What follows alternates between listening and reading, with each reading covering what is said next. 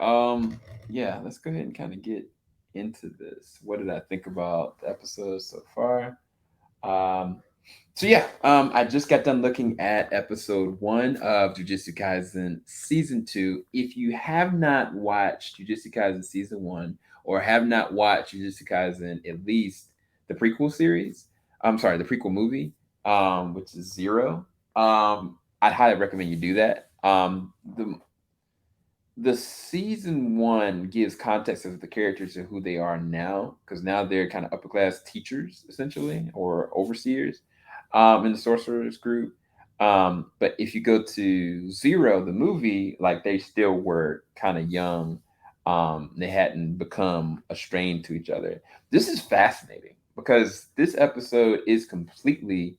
It's kind of like if you never seen the first season and this is where you started from, you'd be fine because this takes place before any of that. One thing that I do appreciate is getting context of who these characters are and their relationships, because we know. I mean, if you look at the first season, like that Gojo is a whole pound. Like he is unapologetically um, a powerful character, but he's shrewd. He's borderline anti-hero at times. And you knew that he had a strong relationship with Gito, but we know how strong Gito is. But this show right here, this gives all the context and understanding of who they were to each other and how strong their bond was. It's very fascinating, especially if you look at the movie, because if you look at the movie, it shows that Gojo is not the most, what's the word, nicest individual. Like it's so weird because Itadori, even though he's got this living possession going on with inside of him, Itadori is actually a good man. Like he's a good person. Like he wants to preserve life. He wants to help people. And I I think Gojo cares about like his friends, but I wouldn't put it past Gojo to kill anybody in his path. Like I think that there are certain temperaments that kind of keep him from going off. But just using this episode as an example, there's a point in this episode where he's having a conversation with somebody that's coming at him with knives. He's like, "Look, I just want to make the ground rules for this." He was like, "Rules? What are you talking about?" He's like, "Look, if you apologize and cry, I won't kill you. I don't really particularly. I think I don't feel like getting yelled at for going too far, and like that's who he is even at a young age. And so we know him now. Like he he'll take anything and everything out. It's just weird too because I don't know if he's gotten so powerful that he can't. Because in when we see him like present day, like he's got, like a blindfold on or something over his eyes where it's completely covered up. And he only takes it off when he's ready to use his ability. Now, I don't know if he can see, or if it's a sense thing. But right here, he's just got the glasses on. So it's really weird. I'm curious to see what this looks like. The other parts about this episode that I really liked was kind of how it opened. This episode opened like a horror movie, to be honest with you, because it was a young, what is her name? Utahime and Mei Mei. Now, Mei Mei, we all pretty much know. She was, I think, Gojo gave her some money, gave her the funds the end of the last season, and we know they have a past. But now you see they're all sorcerers that've been working together for years. It's just they're very different. Like they're so much more jaded and so much more distant. And I think that that's going to be a very promising like way of looking at how the season's going to progress.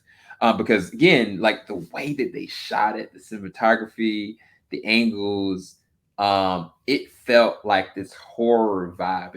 And I think that even when I looked at Jujutsu Kaisen Zero, like the movie, that felt like a horror movie as well. Where the first season they had like horrific moments, but I think with Itadori and the crew, like it never felt, they never came across like there were horrific moments, but it never felt like a horror series. And this opening made me feel that way. It's just weird because I don't know if that is the unseen approach to the whole season as an entirety. If it is, that's dope. But they immediately brought it back when they had like Gojo and Gito show up and seemingly kind of save the day and kind of be there for the situation. Now, given their what they've been assigned to do, that there's going to be ramifications to that, and I think that is going to be the point of contention and strain in their relationship, or maybe not. I honestly, you know what? I don't really think that there's actually a strain in their relationship. I think that they just go to different schools, and then they have different jobs. Like they're just on opposite sides of the law. Like for real. Like because I I really the way that they act even in the past is still the same as that way they act in the present. So freaking weird. Even with what Gito is doing or allowing. Um, Matter of fact, Gito doesn't even come across as human at all at this point.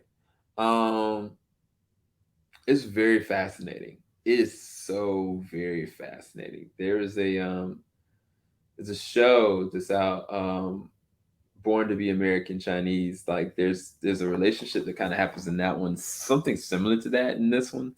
But yeah, oh, also there's like a Chainsaw Man reference. Like there's a couple different shots in the beginning, the opening. It definitely reminded me of Chainsaw Man. But yeah, I mean, I think it's just very fascinating to see where this is going. I don't really have much more to say. I just know that if this season is where I think it's going, um, the descent of the characters Gito and Gojo, even though they're gonna be, splitting apart technically in what they do on a daily basis, they never truly will. I think that's what's so prevalent that I'm seeing in this, even in this interaction right here in the episode when they were about to throw down in the basketball like monster sorcerer fight.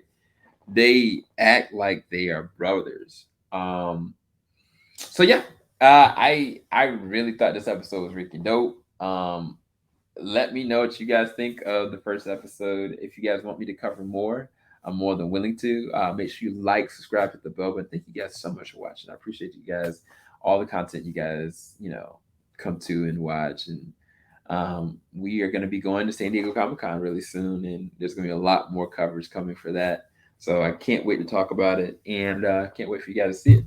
I'll talk to you guys soon. Make sure you like, subscribe, hit the bell button. Thank you guys so much for watching. Peace, people. I gotta go.